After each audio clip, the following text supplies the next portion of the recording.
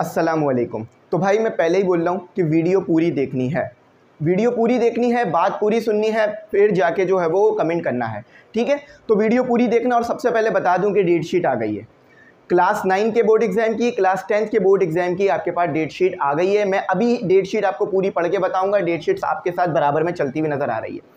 मुझे 500 से ज़्यादा मेरे व्हाट्सएप पे मैसेजेस आ गए हैं, सर डेट शीट एक्सप्लेन करें। तो वीडियो पूरी देखना। देखो कल रात मैंने वीडियो लगाई थी जिसमें मैंने कहा था कि डेट शीट जो है वो ईद के बाद आएगी, लेकिन डेट शीट उस वीडियो के लगाने के फ़ौरन बाद आ गई।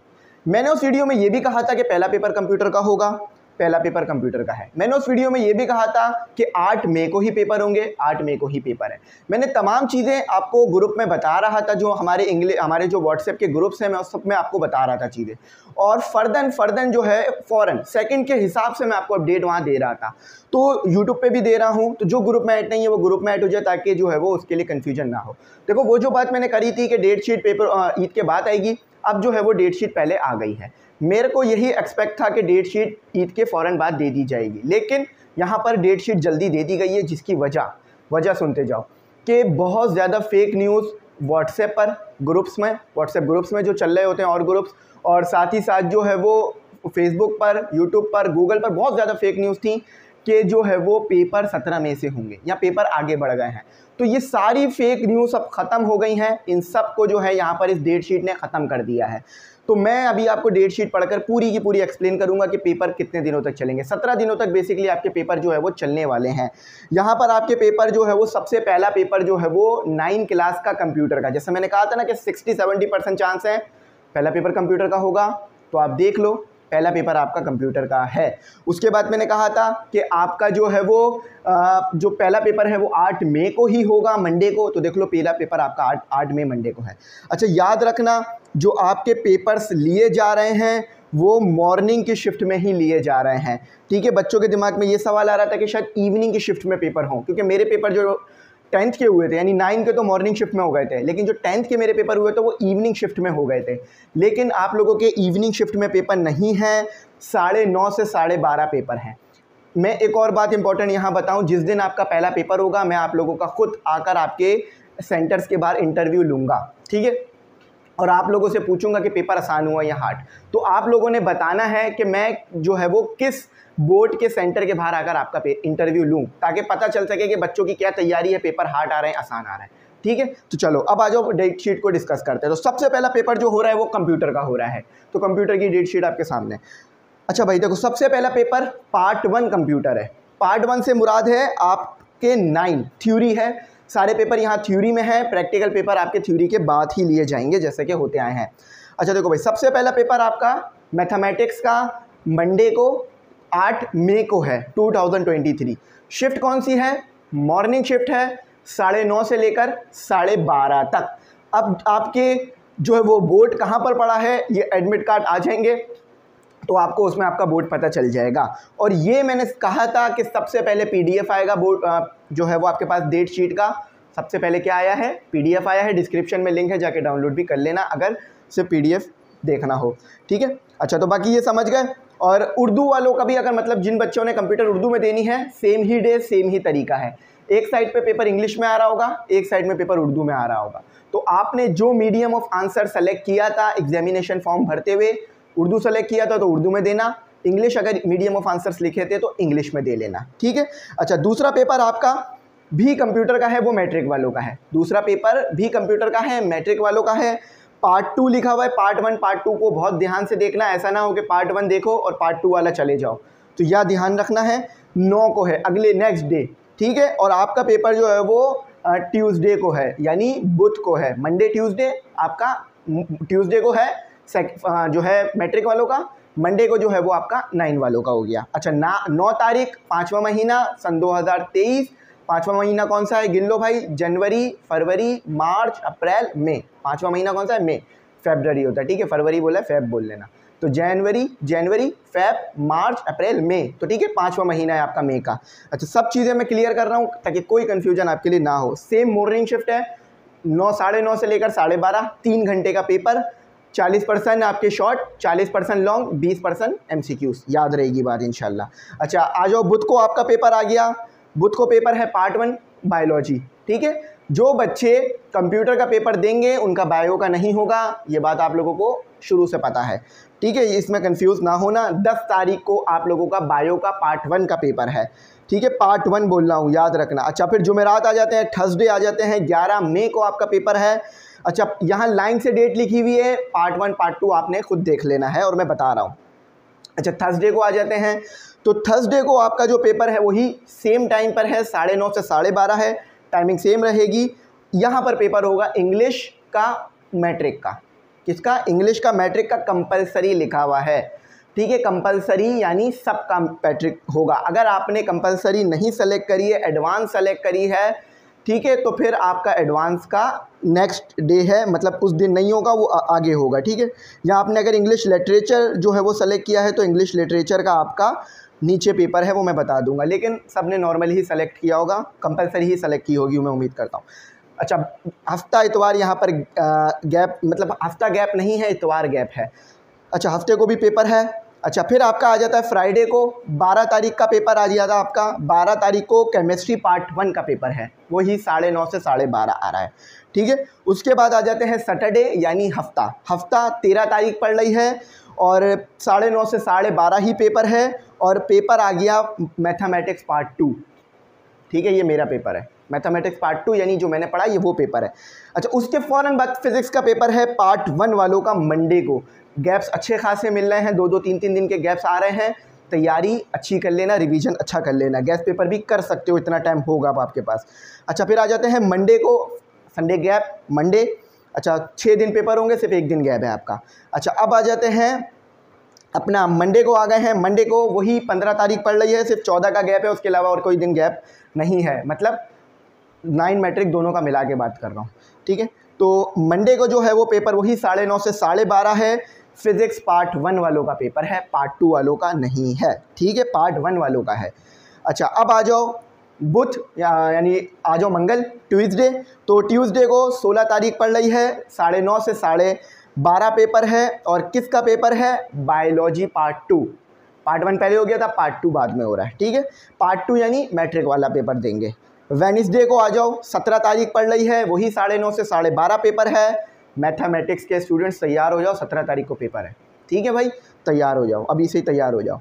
थर्सडे फिर जुमेरात आ गई है, 18 तारीख है, वही 9:30 से 12:30 पेपर है, केमिस्ट्री पार्ट 2 का पेपर है। किसका पेपर है? केमिस्ट्री पार्ट 2 का पेपर है। अच्छा, फ्राइडे आ जाओ, फ्राइडे वाले को वही 19 तारीख पड़ रही है, 9:30 से 12:30 पेपर है। बहुत सारे पेपर्स हैं, कौन कौन से पेपर हैं? उर्दू नॉर्मल कोर्स, ठीक है, उर्दू नॉर्मल कोर्स यानी मैट्रिक वालों के लिए हो गया। सिंधी नॉर्मल कोर्स यानी सिंधी सेल्स और सिंधी नॉर्मल अलग अलग हैं, तो आपने देखना है कि आपने आसान सिंधी ली है या सिंधी जो है वो सेल्स ली है, तो इसका आपने ध्यान रखना है। अच्छा, ज्योग्राफी ऑफ पाकिस्तान अगर आपने ली हुई है तो ज्योग्राफी ऑफ पाकिस्तान का पेपर आपका फ्राइडे वाले दिन ही है। अच्छा, फॉर फॉरेन स्टूडेंट्स यानी जो बाहर से आए हैं उन्हें जो है वो पीएचडी नहीं पढ़ाई जाती, उन्हें ज्योग्राफी ऑफ पाकिस्तान पढ़ाई जाती है, वो थोड़ी सी अलग होती है पीएचडी से, तो वो उसका पेपर है। इंग्लिश लिटरेचर याद रखना, इंग्लिश लिटरेचर इंग्लिश नॉर्मल अलग अलग चीज़ है, और इन लिeu ऑफ उर्दू, ठीक है, तो ये भी फॉरेनर के लिए होता है, तो ये भी आपने ध्यान रखना है। ये याद रखना, नीचे जो फॉरेनर लिखा हुआ है ये उनके लिए जो बाहर मुल्कों से आए हैं, आप फॉरेनर नहीं हो, आप पाकिस्तानी ही हो, ठीक है। अच्छा, अब सैटरडे को आ जाओ, सैटरडे को फिज़िक्स का पार्ट 2 का पेपर है, सैटरडे को पड़ रही है 20 तारीख, और उस दिन है आपका वही 9:30 से 12:30 पेपर है। फिज़िक्स पार्ट 2 का पेपर है, पार्ट 1 का ऊपर हो चुका है। अच्छा, अब आ जाओ मंडे को 22 तारीख, 5वां महीना 2023, और आपकी वही 9:30 से 12:30 पेपर है। इंग्लिश पेपर पार्ट 1 यानी अब 9 वालों का पेपर है, पार्ट 1 वाले यानी 9 वालों का पेपर है। अब आ जाओ थर्सडे पर आ जाओ, थर्सडे को है आपके पास 2023 यानी डेट जो है वो 23 तारीख है, 5वां महीना है 2023 है, वही 9:30 से 12:30 पेपर है। बहुत सारे पेपर हो रहे हैं, सिंधी सेल्स का पेपर है, उर्दू का है, इसी तरह उर्दू नॉर्मल नहीं है, याद रखना, या कंपलसरी नहीं है ये। उर्दू अल्टरनेटेड इन लिeu ऑफ सिंधी और ज्योग्राफी ऑफ पाकिस्तान, ठीक है, ओनली फॉरेन स्टूडेंट। ये फॉरेन स्टूडेंट पार्ट 1 और फॉरेन स्टूडेंट पार्ट 2 है, ठीक है। तो आपने अगर पार्ट 1 में एनरोल कर रखा है तो पार्ट 1 का आपके ऊपर होगा, पार्ट 2 में एनरोल कर रखा है तो वो नीचे होगा। अच्छा, अब आ जाओ वेडनेसडे को, आ जाओ वेडनेसडे का आपकी जो है वो 24 तारीख पड़ रही है, वही 9:30 से 12:30 पेपर है। इस्लामियत का पेपर होगा जो कि आखिरी होगा 10th वालों के लिए, 9 वालों के लिए। इस्लामियत का पेपर आखिरी है 9 वालों के लिए। 24 तारीख से आपको फ्री हो जाओगे आप। एक दिन पहले आपके शुरू हो रहे थे तो एक दिन पहले आपके 9 वालों के ख़त्म हो रहे हैं। एक दिन बाद 10th वालों के शुरू हो रहे थे तो एक दिन बाद 10th वालों के ख़त्म हो रहे हैं। आखिरी पेपर है पाकिस्तान स्टडीज़ का 25 तारीख मई 2023 9:30 से लेकर 12:30 पाकिस्तान स्टडीज़ का पेपर है। इंग्लिश में चाहो तो इंग्लिश में दे सकते हो, उर्दू में चाहो तो उर्दू में, लेकिन देख लेना मीडियम ऑफ आंसर्स क्या लिखा था आपने एग्जामिनेशन फॉर्म भरते वक्त। अगर एग्जामिनेशन फॉर्म भरते वक्त मीडियम ऑफ आंसर इंग्लिश लिख रखा है तो इंग्लिश में ही देना। अच्छा, बाकी यहाँ पर कुछ हिदायत लिखी हुई है। हिदायत को जो है मैं थोड़ा सा पढ़ के बता देता हूँ। हिदायत बराए उम्मीदवारान यानी स्टूडेंट्स, ठीक है। बोर्ड पर्चों की तरतीब को बरकरार रखने का पाबंद नहीं है। गलत या बेजोड़ मज़ामीन इम्तिहानी फार्म में पुर करने की वजह से उम्मीदवार को पहुँचने वाले किसी भी नुकसान का बोर्ड ज़िम्मेदार ना होगा, नहीं होगा या ना होगा। देखो भाई, अगर आपने अपने एग्जामिनेशन फॉर्म में गलती कर दी थी कुछ ना कुछ फिल करने में और आपको वो गलती नहीं पता, लेकिन आप उस दिन चले गए पेपर देने, यानी आपने एग्जामिनेशन फॉर्म सही नहीं भरा, कुछ के बजाय कुछ लिख दिया, जो लिखना था वो नहीं लिखा। वैसे तो एग्जामिनेशन फॉर्म टीचर्स ने ही बैठ के भरवाया होगा तो उम्मीद है गलती नहीं हुई होगी, लेकिन अगर फिर भी गलती हो गई है आपसे और किसी ने चेक नहीं किया है तो फिर उस गलती का ज़िम्मेदार बोर्ड नहीं है, आप हैं, क्योंकि गलती वो आपसे हुई है।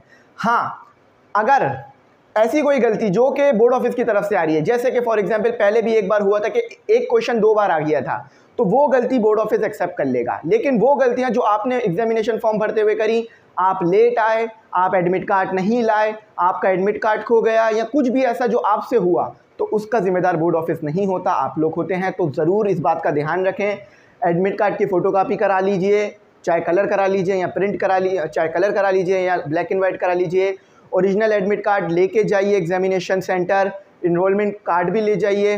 NIC ले जाने की कोई ज़रूरत नहीं होती, बेफॉर्म ले जाने की कोई ज़रूरत नहीं होती, ये पता नहीं क्यों कहा जा रहा होता है, ठीक है। और इसी के साथ साथ जो है वो अपनी ज्योमेट्री बॉक्स का ख्याल रखें, अपने चीज़ों का ख्याल रखें। अपनी चीज़ों के साथ जो है वो बोर्ड मतलब आप जो है वो एग्जामिनेशन सेंटर में ना खेलें, और जब भी पेपर देकर उठें तो ये बात ध्यान में रख के उठें। आखिर में सबसे पहले आपने ये चेक नहीं करना सारे क्वेश्चन हो गए या नहीं, ये चेक करना है कि जो अटेंडेंस शीट आई थी उस पर अटेंडेंस लगा दी है या नहीं लगा दी, ठीक है। ऐसा तो नहीं है कि अटेंडेंस नहीं हुई, ये चेक करना है। वैसे टीचर एक बार अनाउंस कर देता है जो बच्चों की अटेंडेंस नहीं होती।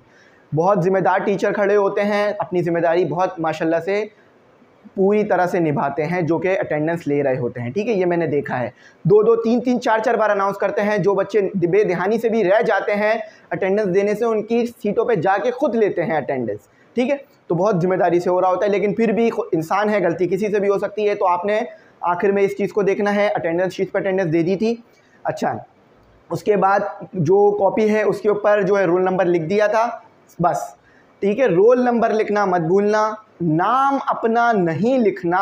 भाई फिर बता रहा हूँ, एग्जामिनेशन कॉपी पर जो बोर्ड की कॉपी है उसके ऊपर नाम नहीं लिखना कहीं भी, वरना कॉपी कैंसिल हो सकती है। सिर्फ जो आपको बताया जाए लिखने के लिए। 9 वालों को नहीं पता होता क्या करना है, जैसे ही आप जाओगे पहले दिन, जैसे ही पहले दिन जाओगे बोर्ड कॉपी कैसे फिल करनी है आपको बता दिया जाएगा।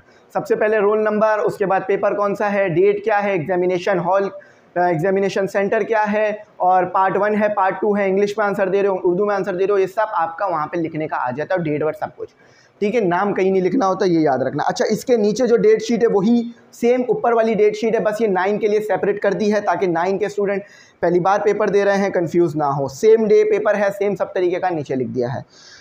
अच्छा, उसके बाद जो है और भी यहाँ पर डेट शीट्स मौजूद हैं, मैं उनको भी बता देता हूँ जल्दी जल्दी, ताकि वो भी तो मेरे स्टूडेंट्स हैं, उनको भी बता दूँ।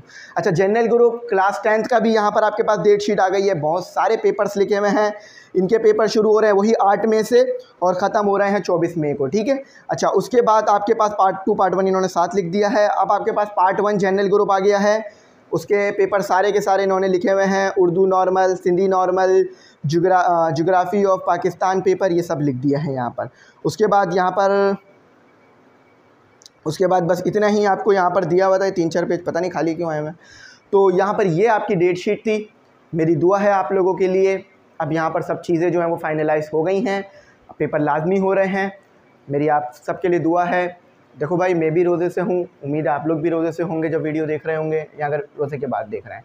तो मैं ये दुआ करूँगा कि भाई ये रमज़ान का बाबरकत महीना है, दुआएं कबूल होती हैं। तो मेरी आप सबके लिए दुआ है कि अल्लाह ताला आप लोगों को बहुत अच्छे नंबरों से पास करे।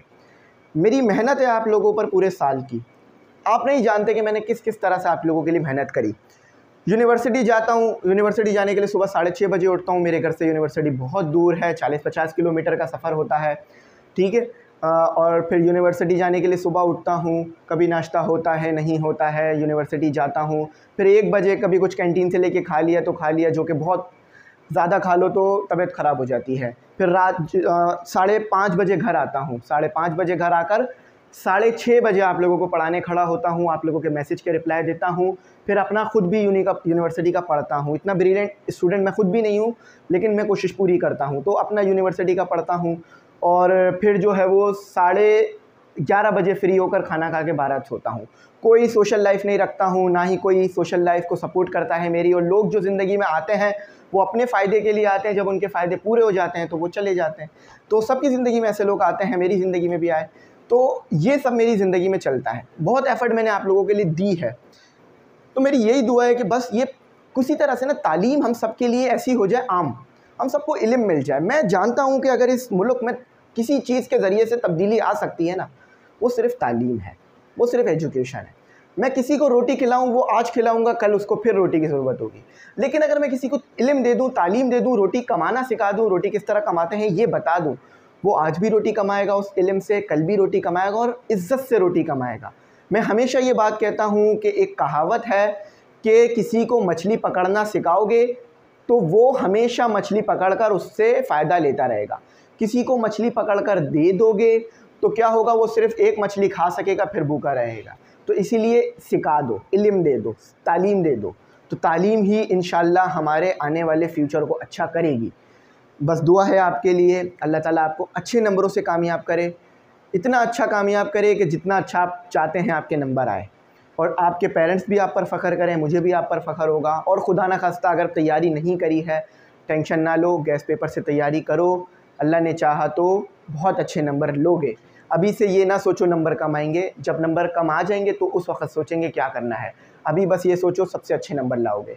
अपने आप से कंपटीशन रखो। अगर 98 लाए, अगर आप जो है वो 89 लाए थे 9 के अंदर, तो अब इंशाल्लाह आपने 90 लानी है, अपने आप को हराना है।